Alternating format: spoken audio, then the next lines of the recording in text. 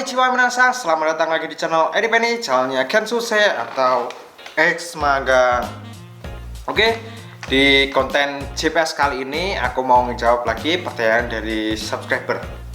Nah, sekarang yang kebagian pertanyaan tak jawab yaitu dari akun DJ Wamus. Nah, kita baca bareng-bareng pertanyaannya seperti apa. Ini ada beberapa pertanyaan ya sekaligus ya.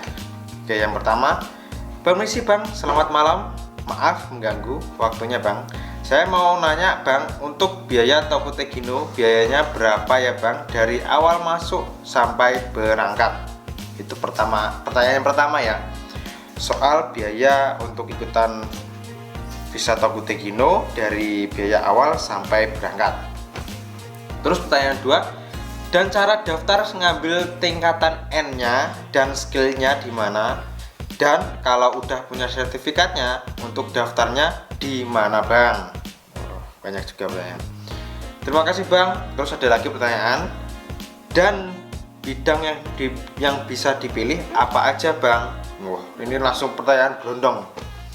Oke, langsung aja aku jawab dari pertanyaan yang pertama, yaitu biaya untuk ikutan visa Tokute Gino.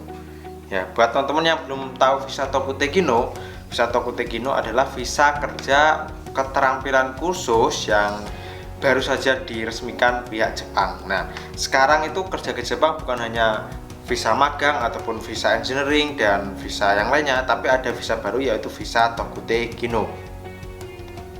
Oke, langsung aja aku jelaskan untuk biaya. Untuk biaya ini pertama aku jelasin untuk biaya yang TG jalur mandiri. Nah, ada lagi kan istilahnya ya.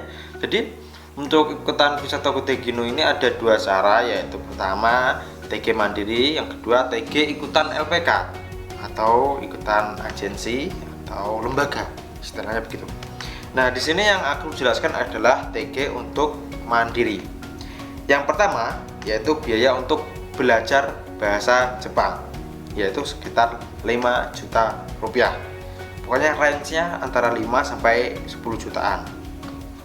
Ini yang aku tulis 5 juta saja. Terus yang kedua, biaya tes bahasa Jepang, yaitu 400.000 sekali tes.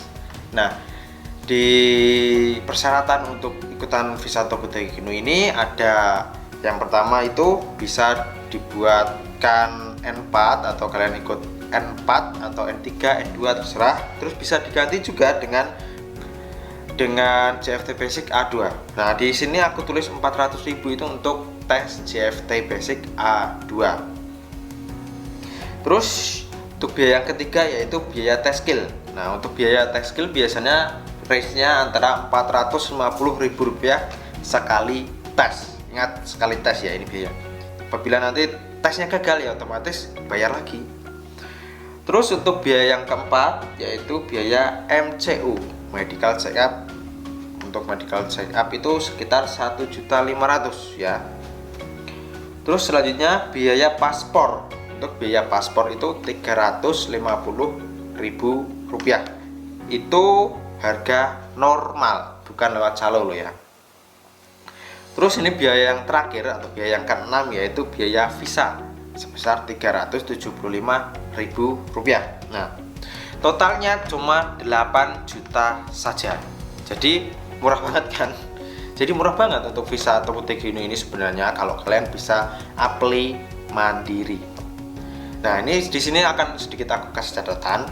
Tiket pesawat dan dari perusahaan prima, perusahaan cari sendiri. Terus kalau mau dicariin perusahaan tinggal bayar jasa sama LPK.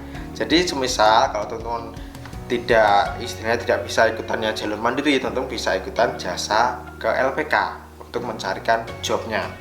Nah, itu tadi adalah biaya untuk apply visa Tokute Gino yang mandiri.